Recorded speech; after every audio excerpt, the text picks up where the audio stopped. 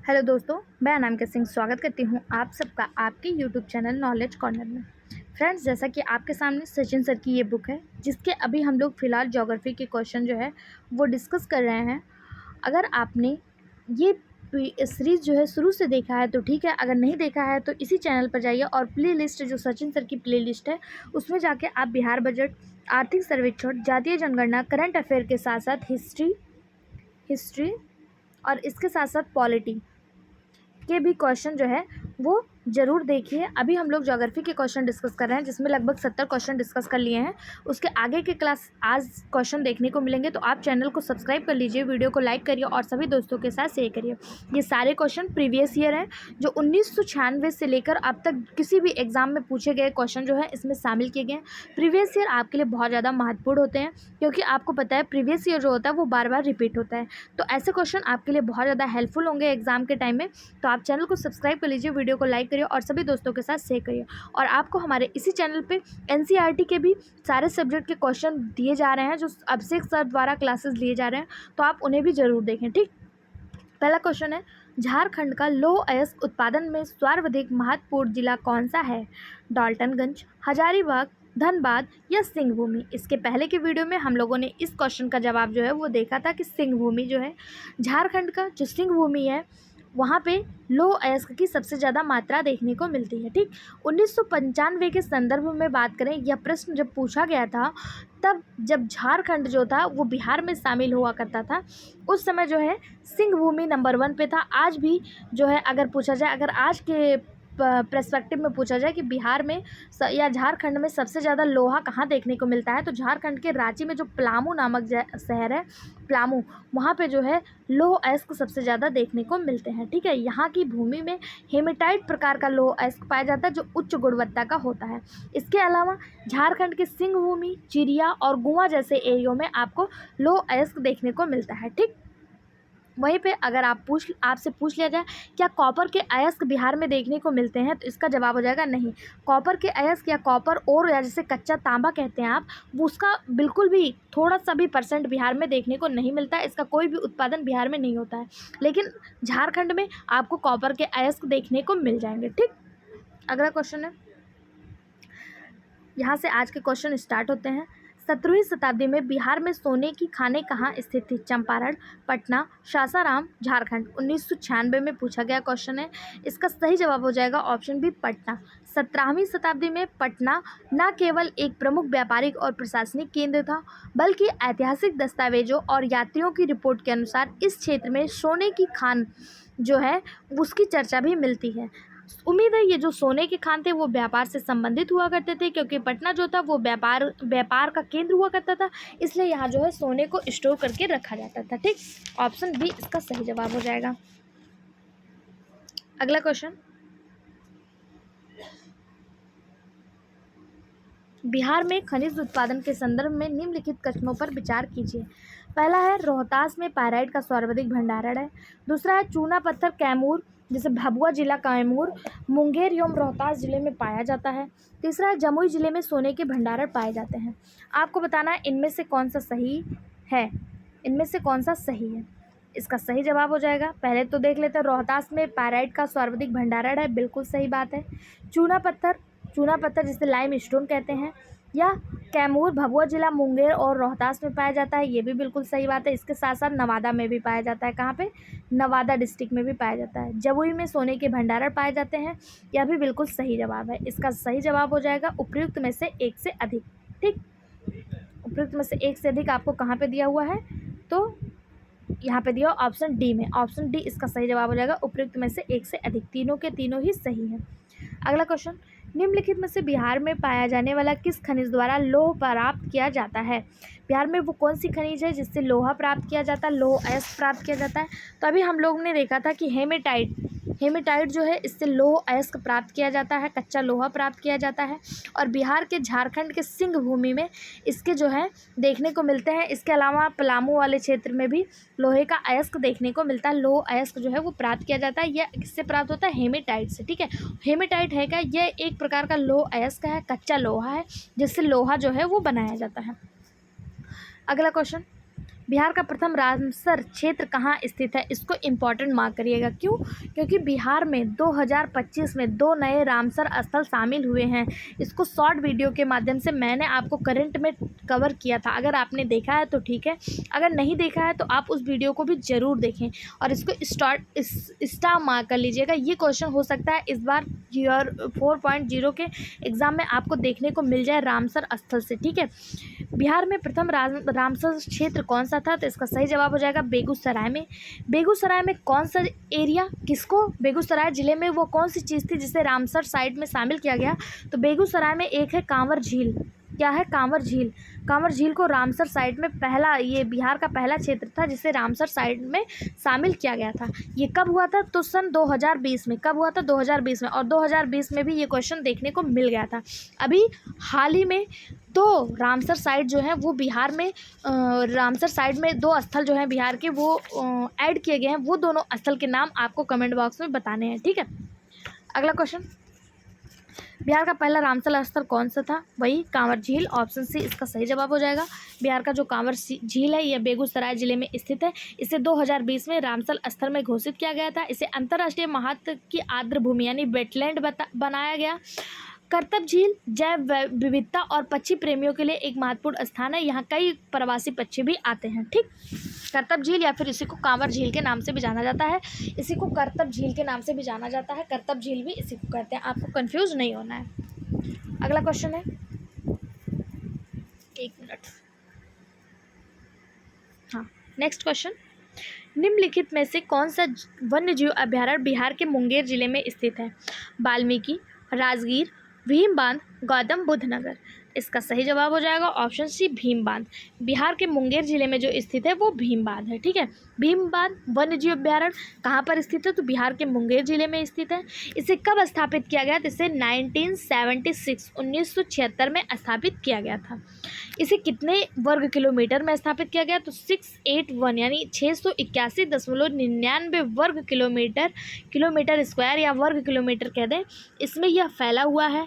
यह मुख्य बायोम घास के मैदान और जंगल है। ठीक है, अगर पूछा जाए यहाँ पे कौन कौन सी प्रजातियाँ देखने को मिलती हैं, तो यहाँ पे मोर, ग्रे पॉर्टिज, बटेर, मालाबार हॉर्नबिल, बाज जैसे कई जानवर और कई प्रजातियाँ जो हैं इस अभ्यारण्य में उपस्थित हैं। क्या भीम बांध कहाँ पर है? मुंगेर में। वाल्मीकि की बात करें, वाल्मीकि कहाँ पे है? तो वाल्मीकि जो है ये कहाँ पे है? पश्चिमी चंपारण में है। ठीक है, पश्चिमी चंपारण में।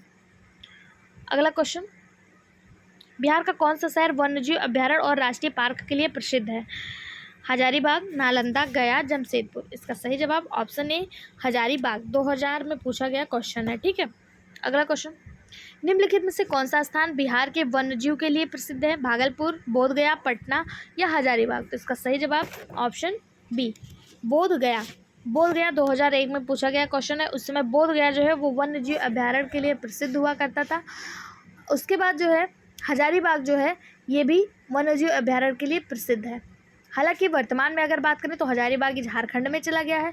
पहले यह बिहार का हिस्सा हुआ करता था। बोधगया नहीं, सॉरी, ऑप्शन इस क्वेश्चन का जो सही जवाब माना है वो ऑप्शन डी माना है। यहाँ पे ये गलत मार्क हो गया है, ऑप्शन डी हजारीबाग। लेकिन अब हजारीबाग जो है ये झारखंड में चला गया है। अब ये बिहार का हिस्सा नहीं रहा। यह क्षेत्र विभिन्न प्रकार के वन्यजीवों जैसे तेंदुआ, हिरण, जंगली सुअर और कई पक्षी प्रजातियों का आश्रय स्थल हुआ करता था। ठीक है, अब वर्तमान में ये कहाँ चला गया? हजारीबाग ये झारखंड में चला गया है। अगला क्वेश्चन, निम्नलिखित में से किस जिले में बिहार का एकमात्र राष्ट्रीय उद्यान स्थित है? बिहार में एक ही राष्ट्रीय उद्यान है जिसे आप नेशनल पार्क कहते हैं। क्या वो नालंदा में है, भागलपुर, पश्चिमी चंपारण या पूर्वी चंपारण?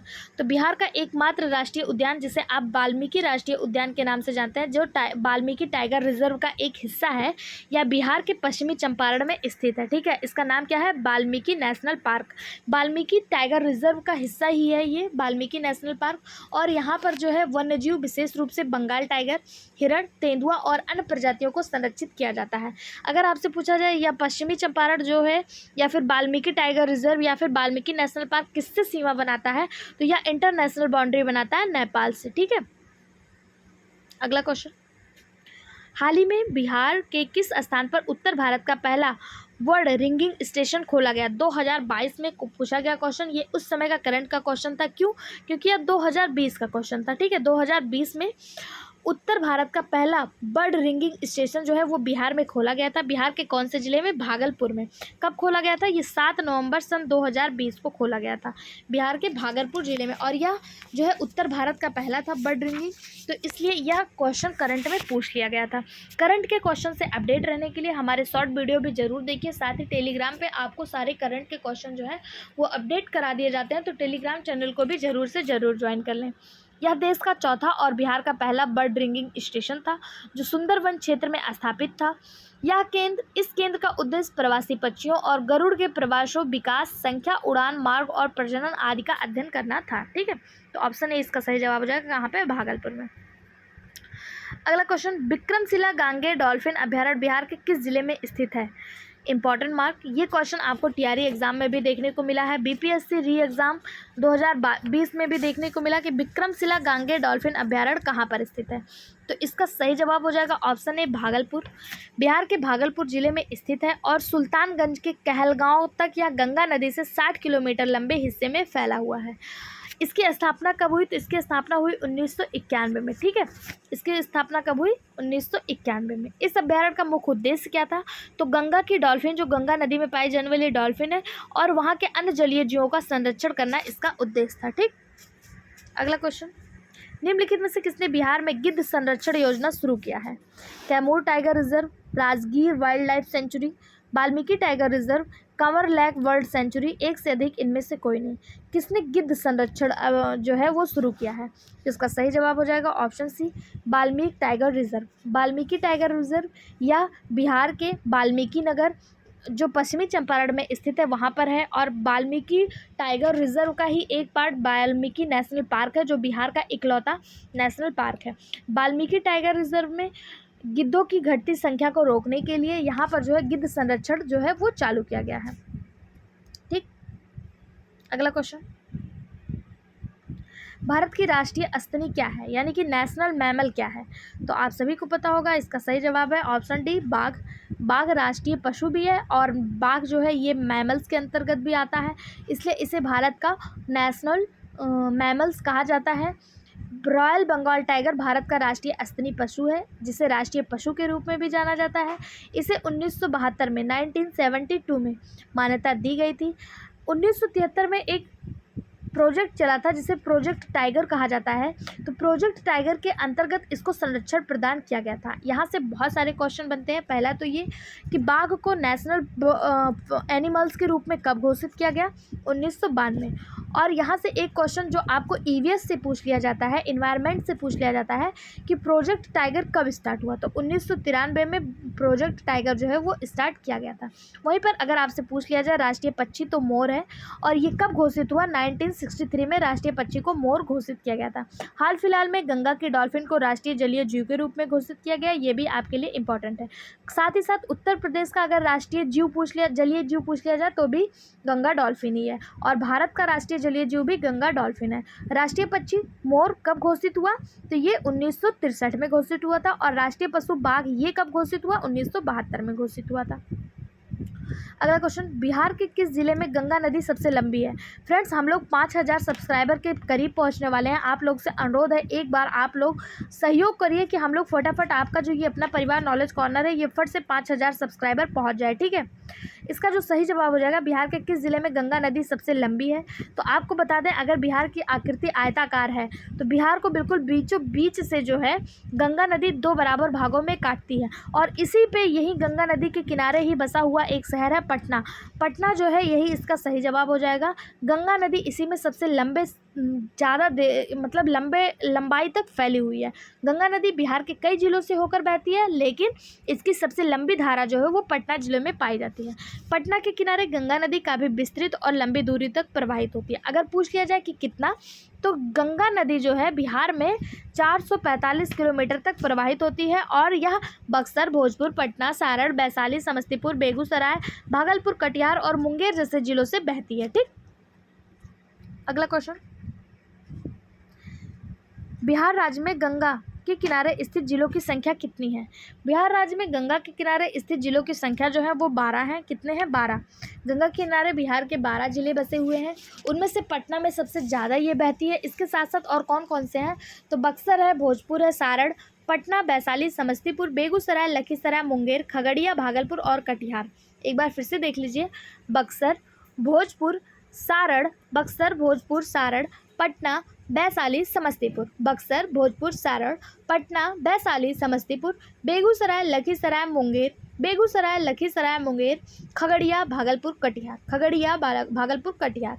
3-3 के ऑप्शन में आप इसको याद कर सकते हैं। ऐसे आपसे नाम तो नहीं पूछेगा, स्पेशली ये पूछ सकता है कि गंगा नदी सबसे ज़्यादा लंबी कौन से शहर में है, तो पटना में है। टोटल कितने शहर गंगा नदी के किनारे बसे हैं, कितने ज़िले हैं, तो 12। ठीक, अगला क्वेश्चन, त्रिवेणी नहर किस नदी पर निर्मित है? कोसी, सोन, गंडक, कमला। तो त्रिवेणी नहर जो है ना, ये बिहार का मैप है, तो आप सभी को पता है उत्तर की तरफ ये नेपाल से सीमा साझा करता है। यहीं पे पश्चिमी चंपारण, फिर पूर्वी चंपारण जैसे ज़िले हैं, और इसी पे जो है ना त्रिवेणी नहर यहीं से आती है। पश्चिमी चंपारण में जो है ये नेपाल से होते हुए पश्चिमी चंपारण से बिहार में प्रवेश करती है, और यहीं पे आती है गंडक नदी। यहाँ से ये गंडक नदी आती है। गंडक नदी जो है इसी पर त्रिवेणी नहर जो है निर्मित है। कहाँ पर? गंडक नदी पर त्रिवेणी नहर निर्मित है। यह बिहार राज्य में स्थित एक महत्वपूर्ण नहर प्रणाली है जो सिंचाई और जल प्रबंधन के लिए उपयोग की जाती है। गंडक नदी नेपाल से निकलकर भारत में प्रवेश करती है। यह एक प्रमुख नदी है। इसे कभी कभी नारायणी नदी के नाम से भी जाना जाता है। इंपॉर्टेंट मार्क करिएगा, गंडक नदी का दूसरा नाम क्या है? नारायणी नदी। ठीक, नारायणी नदी को ही गंडक नदी के नाम से जाना जाता है। अगर पूछ लिया जाए भारत में या बिहार में इसकी पूरी लंबाई कितनी है, तो 260 किलोमीटर इसकी पूरी लंबाई है, और इसी गंडक नदी पर ही बनी हुई है त्रिवेणी बांध परियोजना। ठीक, बिहार के वाल्मीकि नगर में, पश्चिमी चंपारण के वाल्मीकि नगर में है। अगला क्वेश्चन, निम्नलिखित में से कौन से समूह की नदियां बिहार और उत्तर प्रदेश के बीच की सीमा बनाती हैं? बिहार और उत्तर प्रदेश के बीच की सीमा, तो बिहार में उत्तर प्रदेश किस साइड से है? ऊपर की तरफ तो ये नेपाल से सीमा साझा करता है, इधर की तरफ आपको यूपी से सीमा साझा करता है। बिहार के 8 जिले ऐसे हैं जो उत्तर प्रदेश से सीमा साझा करते हैं। अब अगर बिहार के 8 राज्य उत्तर प्रदेश से सीमा साझा करता है, तो पूछा कौन कौन सी नदियां जो हैं वो उत्तर प्रदेश से सीमा साझा करती हैं। तो बिहार और उत्तर प्रदेश के बीच जो है सीमा रेखा बनाने वाली नदियां जो हैं, उसमें से एक है कर्मनाशा नदी, फिर है गंडक नदी, और फिर है घग्गर नदी। घग्गर नदी, जिसे उत्तर प्रदेश में सरयू के नाम से जाना जाता है, यह बिहार में प्रवेश करती है। उसके बाद कर्मनाशा नदी, और उसके बाद जो है गंडक नदी। बात करें कर्मनाशा नदी की, तो यह उत्तर प्रदेश और बिहार के बीच एक महत्वपूर्ण भौगोलिक विभाजन करती है, कुछ इस तरह से बहती है। ठीक है, इसलिए ये जो है उत्तर प्रदेश और बिहार को 2 बराबर भागों में बांटती है। इस प्रकार गंडक और घाघरा नदी भी दोनों राज्यों के बीच प्रवाहित होती है, यह सीमांकन के भूमिका में भी निभाती है। तो नदियों से भी राज्य के सीमा का निर्धारण होता है, इसलिए ये जो है सीमांकन के भूमिका में भी रहती हैं। इसका सही जवाब हो जाएगा ऑप्शन सी, कर्मनाशा नदी, गंडक नदी और घाघरा नदी। इसी घाघरा नदी या घग्गर नदी को ही उत्तर प्रदेश में सरयू के नाम से जाना जाता है, जिसके किनारे उत्तर प्रदेश का अयोध्या शहर बसा हुआ है। अगला क्वेश्चन, पूर्व में बंगाल का दुख, सारो ऑफ बंगाल कही जाने वाली बिहार से उद्गम होने वाली नदी कौन सी थी? सारो ऑफ बंगाल, तो मैं आपको बता दूंगी, इसका सही जवाब हो जाएगा ऑप्शन डी, दामोदर नदी को सारो ऑफ बंगाल या बिहार का शोक कहा जाता था। अब आपके लिए एक क्वेश्चन है कि बिहार का शोक किस नदी को कहा जाता है? ठीक है, बिहार का शोक किस नदी को कहा जाता है? बंगाल का शोक दामोदर नदी को कहा जाता है, लेकिन बिहार का शोक किस नदी को कहा जाता है, इसका जवाब आपको कमेंट बॉक्स में देना है। अगला क्वेश्चन, बिहार में दामोदर प्रवाहित होती है, एक काष्ठ प्रदेश में, एक भ्रंश घाटी में, एक कछारी क्षेत्र में, या इनमें से कोई नहीं? इसका सही जवाब हो जाएगा ऑप्शन बी, एक भ्रंश घाटी में। 1997 का क्वेश्चन है। 1997 में बिहार और झारखंड का बंटवारा नहीं हुआ था, इस बात को आपको दिमाग में रख के चलना है। दामोदर नदी बिहार के पलामू जिला, उस समय जो पलामू जिला जो अभी झारखंड में चला गया, वहाँ से निकलती है और झारखंड तथा पश्चिम बंगाल से होकर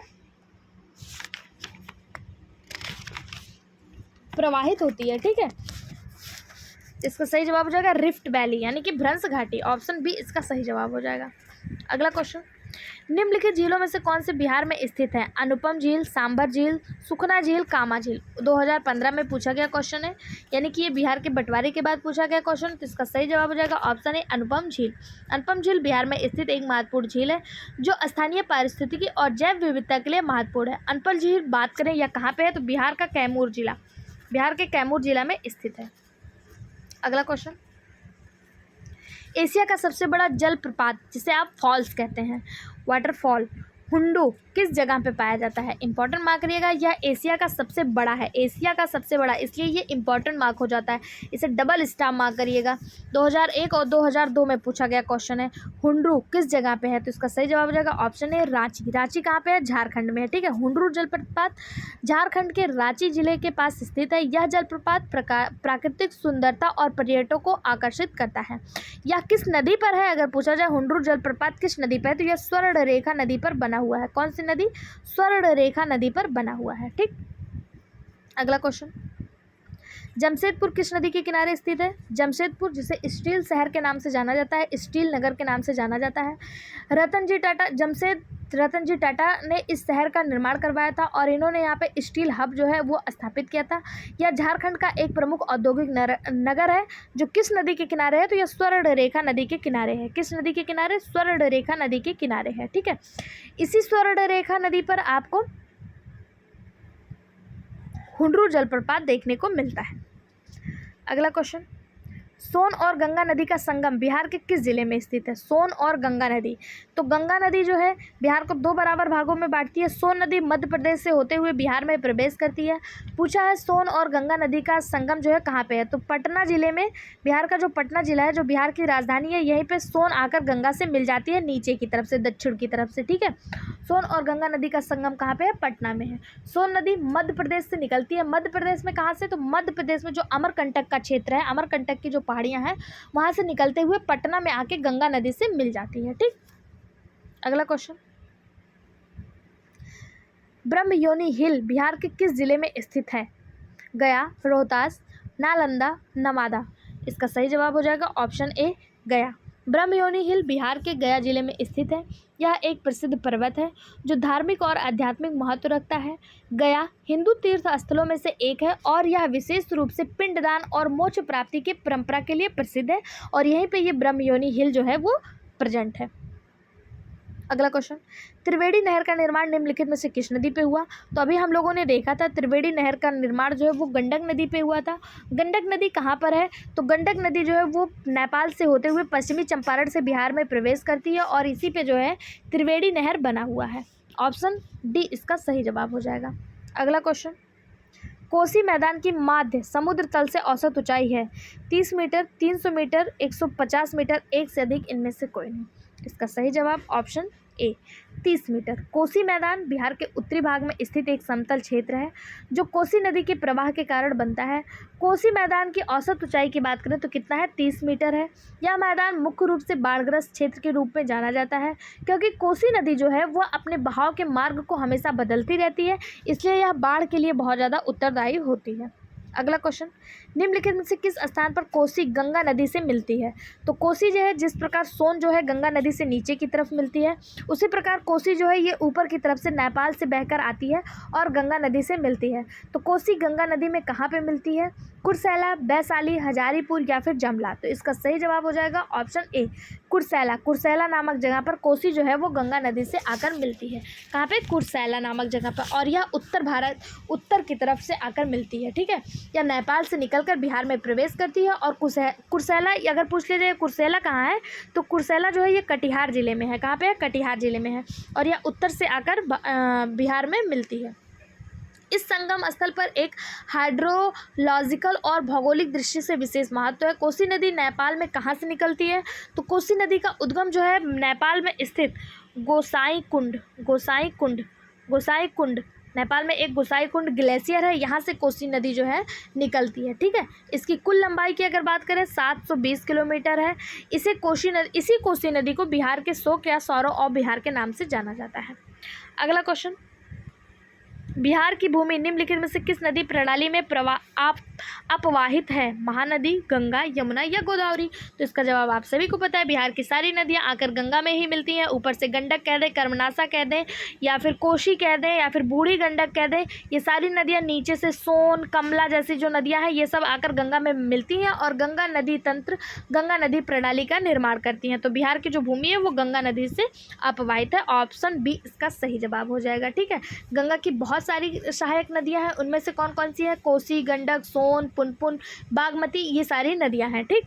अगला क्वेश्चन, निम्नलिखित में से कौन सी नदी फतुहा के पास गंगा में मिलती है? इंपॉर्टेंट मार्क करिएगा। ये क्वेश्चन जो आपको 2017 में इसके साथ बीपीएससी टीआरई एग्जाम में भी देखने को मिला है कि कौन सी नदी फतुहा में आकर गंगा से मिलती है, तो इसका सही जवाब हो जाएगा पुनपुन नदी। पुनपुन नदी बिहार की एक महत्वपूर्ण सहायक नदी है जो गंगा नदी में मिलती है। कहाँ पे? फतुहा में। कहाँ पे इसका संगम कहाँ पे होता है? फतुहा। फतुहा कहाँ है? तो फतुहा पटना जिले में है। कहाँ पे? फतुहा जिले, पटना जिले में है। ठीक है। उसी प्रकार कोसी नदी कहाँ मिलती है? तो कोसी नदी कुर्सेला, जो आपका कटिहार का कुर्सेला जिला है, तो वहाँ पे कोसी नदी आके मिलती है। और पुनपुन नदी कहाँ पे मिलती है? पटना जिले में। पासे पुनपुन, पासे पटना, कासे कोसी, कासे कुर्सेला, इस तरह से आप याद कर सकते हैं। अगला क्वेश्चन, गंगा नदी की दियारा भूमि का नामकरण निम्नलिखित में से किससे संबंध है? गंगा नदी की दियारा भूमि का नामकरण किससे संबंध है? ऑप्शन दिया है दिया, डहर, देवरा या दायरा। इसका जो सही जवाब हो जाएगा वो हो जाएगा ऑप्शन ए, दिया। दियारा भूमि वह क्षेत्र जो मुख्यतः गंगा नदी और उसकी सहायक नदियों के किनारे स्थित है या बाढ़ और जल प्रवाह के कारण समय समय पर परिवर्तित होने वाली भू आकृति का हिस्सा है। दियारा शब्द दिया से जुड़ा हुआ है। माना जाता है इसका जो अर्थ है जल प्रवाह और बाढ़ से प्रभावित भूमि है। यह क्षेत्र मुख्य रूप से गंगा, गंडक, कोसी और सोन नदी के किनारे विकसित क्षेत्र को कहा जाता है। ऑप्शन ए इसका सही जवाब हो जाएगा। ठीक है, इसका सही जवाब हो जाएगा ऑप्शन ए। आज के वीडियो में बस इतना ही। इसके आगे के वीडियो पाने के लिए चैनल को सब्सक्राइब कर लें, वीडियो को लाइक करें और अपने सभी दोस्तों के साथ शेयर करें। Thank you.